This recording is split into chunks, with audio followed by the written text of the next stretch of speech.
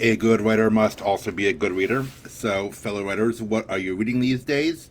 And what lessons can you learn from it to apply to your own writing? It's Sam with another Friday video talking to you about reading, writing, and everything in between. Happy Friday to everyone. Here to give my latest fiction review. It'll be a relatively short video-ish, but wanted to say, yes, sorry, I thought I'd close that. Pop up on my computer. Okay. Here to talk about my latest fiction read and all that stuff that goes with it. So, I want to tell you what I've been reading and how I enjoyed it and everything about that. So, let's get to it. Here's my latest fiction read. This is Ashes on the Earth by Sarah Ashwood, a friend of mine who actually I did an author interview with a while back. I think it was last year, probably close to a year ago now. You can go through the archives of either the video series on my Facebook page or my podcast if you want to find it. But yeah, Sarah Ashwood is an author I've been able to connect with online. She writes fantasy, obviously. This is fantasy about shapeshifters. I'll tell you more about it in just a moment.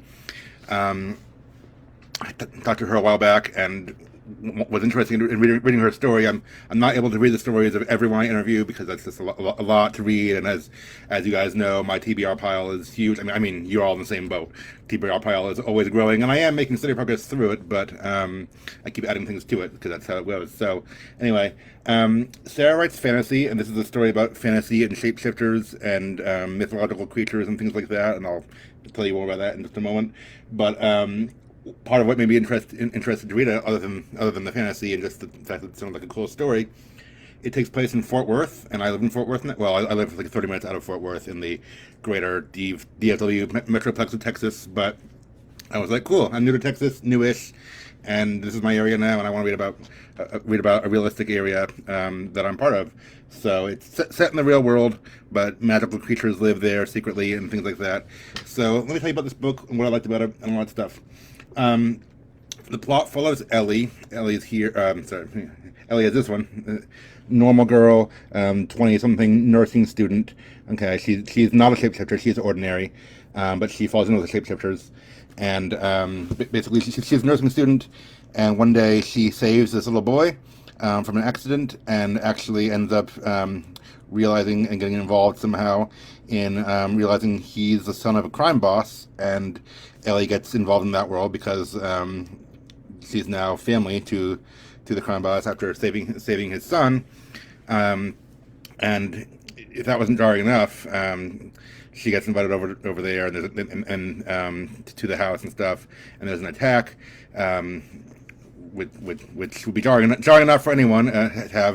Have a crime boss, have a mafia attack, in the middle of a nice dinner when you're not part of this world at all. But even more than that, she finds out that there are shapeshifters too. The crime bosses are actually the crime families are actually shapeshifters who are warring different warring factions, and they can shift into all different things. Some turn into animal creatures like a mermaid or a bull. This guy Carter, he becomes a major character. He turns into like a bronze statue called the Talos. So that's him in his bronze form. Basically, any kind of mythology, any kind of like creature that's been in mythology, the idea is they're real. They're not all creatures. Some of them are just bronze or like I guess maybe shifting into other substances, kind of like that. But all kinds of mythological shapeshifters are real, and they're basically living in secret among humans. And these two warring crime families are front for that. And Ellie has been dropped into this world. She has no idea what's going on. Knows nothing about it, and all that stuff. But basically, as soon as she's there, that first night, I'm going to tell you spoilers from the first few chapters, so I hope it shouldn't spoil anything. But as soon as she's there, that first night, and witnesses this attack, and nearly escapes with her life and stuff like that, Carter, who's the bodyguard, he's like the head of security for this crime boss. He whisks her away because he's like they know who you are now. The other crime family knows who you are, and you're part of this, whether you want to be or not. They now associate you with us, and they know you're our friend, so they're going to try to kill you too.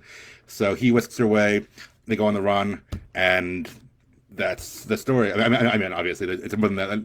I should say that's the inciting incident, or that's the beginning. And I won't tell you the rest because I want you to read it. But that's kind of the mess she finds herself in. So it's this huge world.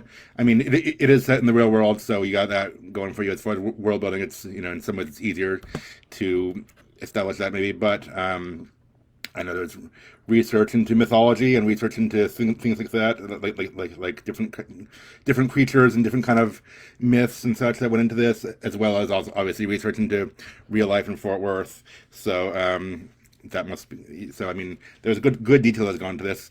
I'll tell you what I liked about it, other than everything I just mentioned.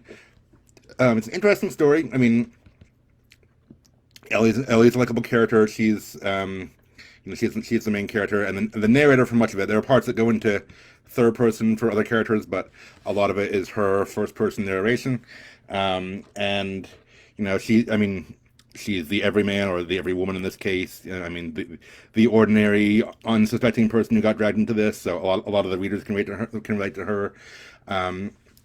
And Carter's an interesting character. I mean, there are times I don't like him actually. He's been he kind of, I mean, they're very different worlds. He's gruff and everything. He actually is rude to her a lot of times. I mean, he kind of makes fun of her or insults her for being a goody two shoes and not knowing what she's involved in. But other times he's actually very protective and everything like that, and very very supportive. So it's hard to know how to handle him. I mean, she even has these thoughts and details her thoughts from the first person perspective. She's not sure whether to like him or hate him because he can go back and forth really quickly, but makes him an interesting character. And I will say, I mean, as me reading as a female-led story, not that I can't read a story, but I mean, it's nice to have a male character to latch onto. And I mean, I didn't read to him every time because again, there are parts that where I thought where I didn't like him much, but when he's being the protector and the hero and stuff like that, I'm like, okay, I can get behind this. And of course, these two being stuck together on this journey of keeping her alive and stuff like that. Of course, there's sexual tension. I won't tell you all that happens, but I mean, it's not like graphic or anything. It's just I don't want to spoil anything, but I mean, there's obviously there's at least implied romance and there's at least feelings on both sides, and you'll get into that later. So if you want an action fantasy story with some romance, or at least potential romance that I'm guessing we'll pick up in later books, this is book 1 of 4, I think. It's good story for you. I will say it's interesting. It's unconventional in some ways. I mean, this isn't a bad thing. It's just interesting to me. Ellie's not really. I mean, she's a hero in the sense that she's a protagonist and she's a good person, but she's not really like an action hero. She's an ordinary girl. She has very little combat experience. I mean, she's at one point she picks up a gun, but Carter is the action hero. I mean, he's the one who shapeshifts and stuff like that. But Ellie's not like the chosen one, or at least not in this book. Not that I can see. She's not like the typical fantasy figure who's like the young kid who becomes the chosen one for his people or whatever. That's not her. She's an ordinary girl and gets thrown into this world. And so I thought that was interesting, that she's in some ways an unusual protagonist for fantasy. She's also, let's see, there were times I didn't know where the plot was going. I mean, this isn't a bad thing. It's just wondering because I'm like, there were several chapters devoted just to keeping her alive, and they're on the run. They're trying to escape danger. That's at least a good portion of the book. But then I'm like, okay, well, what's the overarching plot? Like, yes, she wants to escape danger, but is that going to be the whole thing? Again, this is book 1 of 4. I haven't read the whole series yet. I'm not sure when I'll have time to, but so I guess I was like, what's it building to? I mean, Ellie begins as a passive victim. Is she going to step up and be more of a hero later? I'm sure she will. So that'll be interesting. But there are times I'm just like, oh, like the main characters are just being reactionary right now. Their only quest is to keep her alive, rather than try to do anything else questy or whatever. So yeah, they do mention the Stones of Fire, which is where the book gets its name, or these magical artifacts that are talked about. I'm sure they'll come into play later. The warring families are warring over those. But yeah, interesting story. Fun read if you like action fantasy with some romance in there. I'd recommend it. Sarah Ashwood, Ashes on the Earth, Stones of Fire series, book 1. Go look her up. Go look at our old talk that that we read, and just learn from it. Those of you who write fantasy in the speculative genre, which a lot of us do, sci-fi or fantasy, learn how you can take an ordinary person, ordinary circumstances in the real world, and turn them into a fun fantasy story too. It'll be a good help for you there and a fun read along the way. That's all for now. Have a great weekend. Thanks for watching, everyone, and see you next time.